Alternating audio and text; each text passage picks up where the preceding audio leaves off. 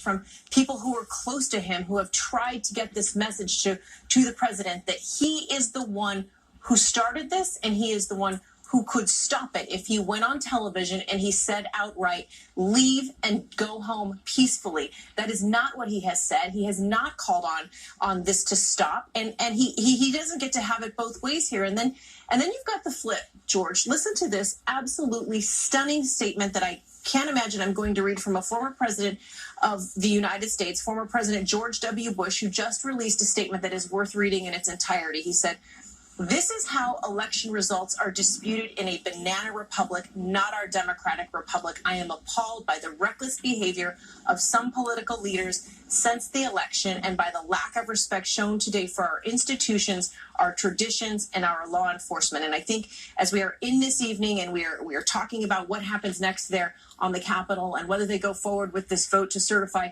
the election tonight, the Electoral College votes tonight, and we've got these questions for the 150 House members who said that they were going to object and the 13 Republican senators who were going to object. Where were they before tonight?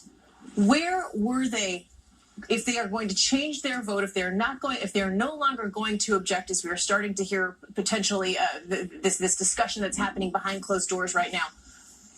Do they get off the hook for what we're seeing here tonight? If they were planning to object in their votes today, and we are here right now, are they at least partly to blame for what we are seeing in the Capitol as well?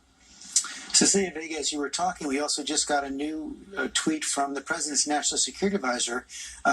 Only 14 days to go in this presidency, but he has apparently broken with the president on this as well, saying, "I spoke with Vice President Pence.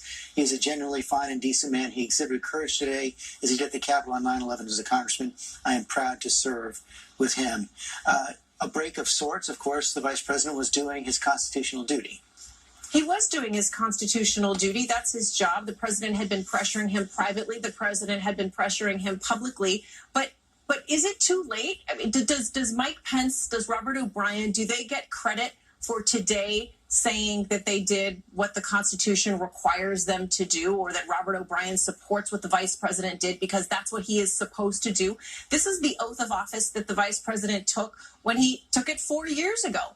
Do they get the credit now for not having spoken up? The president has been spreading these baseless conspiracy theories, these bald-faced lies about an election being stolen from him for 9 weeks now, and they're just not true. Court after court around our country has declared that there is no evidence of widespread voter fraud. I laugh at myself for having to continually say this for the last 9 weeks. It's just the fact. But the president has been spreading these lies, these mistruths, and his aides, including Mike Pence and Robert O'Brien and people in the highest echelons of this administration, have stood by his side, and they have not spoken up. And so I think that there are serious questions for them as to whether they are part of what we're seeing here today as well. Cecilia Vega, thanks very much.